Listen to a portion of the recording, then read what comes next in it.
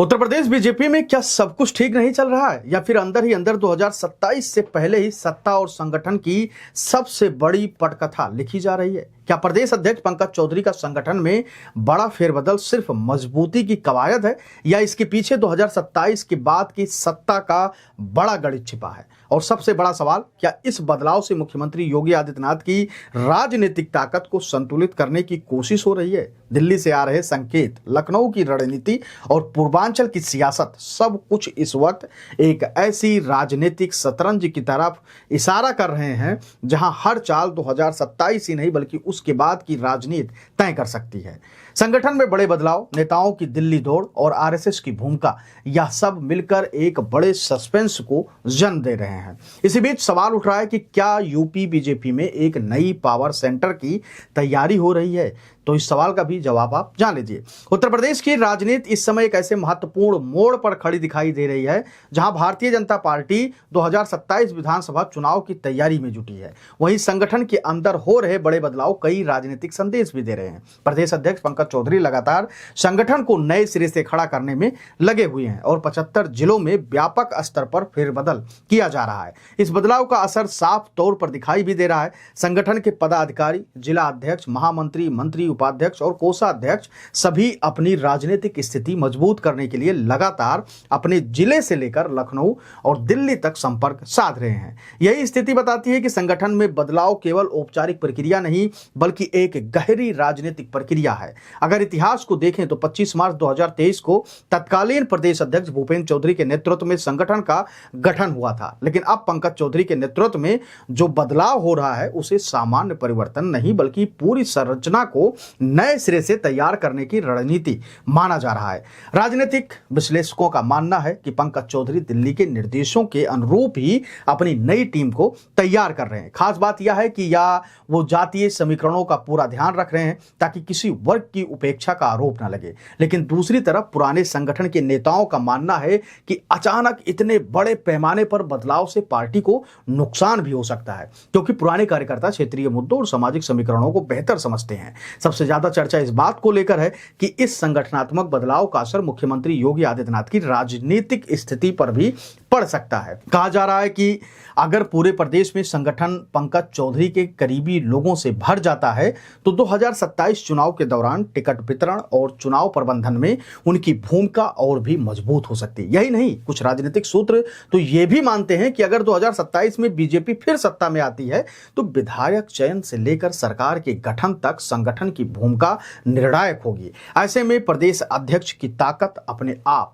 बढ़ जाती है। हालांकि दूसरी तरफ मुख्यमंत्री योगी आदित्यनाथ फिलहाल संगठन की राजनीति से दूरी बनाकर शासन और अपना राष्ट्रीय छवि जो है वो मजबूत करने में लगे हुए दिखाई देते हैं। योगी आदित्यनाथ को एक अनुभवी और आक्रामक नेता माना जाता है जो केवल उत्तर प्रदेश तक सीमित नहीं रहना चाहते। हाल ही के समय में असम सहित कई राज्यों में उनकी चुनावी रैलियां इस बात का संकेत देती हैं कि उनकी राष्ट्रीय पहचान लगातार बढ़ रही है। पश्चिम बंगाल जैसे राज्यों से भी उनके प्रचार की डिमांड अब उठना उनकी लोकप्रियता का संकेत माना जा रहा है। राजनीतिक गलियारों में यह भी चर्चा है कि आरएसएस के साथ योगी आदित्यनाथ की बेहतर तालमेल उनकी ताकत मानी जाती है। संघ की विचारधारा के अनुरूप उनके भाषणों में राष्ट्रवाद और हिंदुत्व के मुद्दे प्रमुखता से रहते हैं, जिससे उन्हें संगठन के वैचारिक वर्ग का समर्थन मिलता है। इसी बीच दिल्ली की राजनीति को लेकर भी चर्चाएं तेज हैं। यह सवाल बार बार उठता है कि प्रधानमंत्री नरेंद्र मोदी के बाद बीजेपी का अगला बड़ा चेहरा कौन होगा। इसी संदर्भ में कुछ विश्लेषक मानते हैं कि केंद्रीय नेतृत्व अपने भरोसेमंद नेताओं को राज्यों के संगठन में स्थापित कर रहा है, जबकि योगी आदित्यनाथ अपनी जन स्वीकारता के आधार पर अपनी स्थिति मजबूत कर रहे हैं। उत्तर प्रदेश में संभावित मंत्रिमंडल विस्तार की चर्चाओं ने भी इस बहस को और भी तेज कर दिया है। डिप्टी सीएम केशव प्रसाद मौर्य की अमित शाह से मुलाकात और उनके सार्वजनिक बयान भी कई राजनीतिक संकेत दे रहे हैं। पहले भी यह चर्चा रही है कि केंद्रीय नेतृत्व प्रदेश की राजनीति में संतुलन बनाने के लिए अलग अलग नेताओं को आगे करता रहा है। इसी बीच संगठन में हो रहे बदलावों को लेकर विरोध के स्वर भी सामने आ रहे हैं। पूर्वांचल, अलीगढ़, मुरादाबाद और कई जिलों से असंतोष की खबरें हैं, जहां पुराने कार्यकर्ता अपनी नाराजगी दिल्ली तक पहुंचाने की कोशिश कर रहे हैं। लेकिन राजनीति के जानकार यह भी कहते हैं कि इसे केवल योगी बनाम संगठन की लड़ाई के रूप में देखना सही नहीं होगा।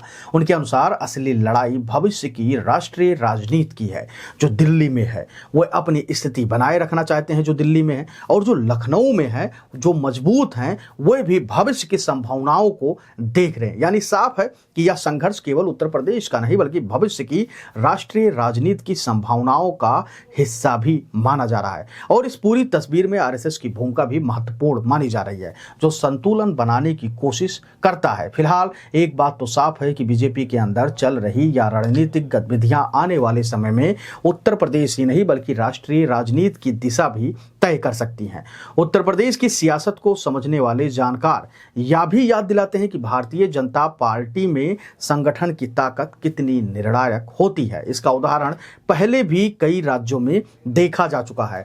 राजस्थान में वसुंधरा राजे, मध्य प्रदेश में शिवराज सिंह चौहान, हरियाणा में मनोहर लाल खट्टर जैसे बड़े और लोकप्रिय चेहरों के दौर में भी संगठन ने बड़े फैसले लेने से परहेज नहीं किया था। यही नहीं, 2024 के बाद गुजरात, उत्तराखंड, त्रिपुरा और कर्नाटक जैसे राज्यों में भी बीजेपी ने चुनावी रणनीति के तहत मुख्यमंत्री बदलकर सबको चौंका दिया था। और राजनीतिक विश्लेषकों का मानना है कि इस प्रयोग का फायदा भी पार्टी को खूब जबरदस्त तरीके से मिला था। इसलिए अब सवाल उत्तर प्रदेश को लेकर भी उठने लगे हैं। हालांकि योगी आदित्यनाथ की लोकप्रियता को देखते हुए यह फैसला आसान नहीं माना जाता, लेकिन बीजेपी की राजनीति में संगठन हमेशा अंतिम शक्ति माना जाता है। ये किसी से छुपा नहीं है। राजनीतिक सूत्रों का कहना है कि अगर संगठन पूरी तरह से नए समीकरणों के साथ खड़ा हो जाता है तो चुनाव के बाद परिस्थितियां किस दिशा में जाएंगी, इसे लेकर अभी से अटकलें शुरू हो गई है। यही वजह है कि मुख्यमंत्री योगी आदित्यनाथ भी पूरी तरह से सक्रिय दिखाई दे रहे हैं। एक तरफ वो सरकार के कामकाज के जरिए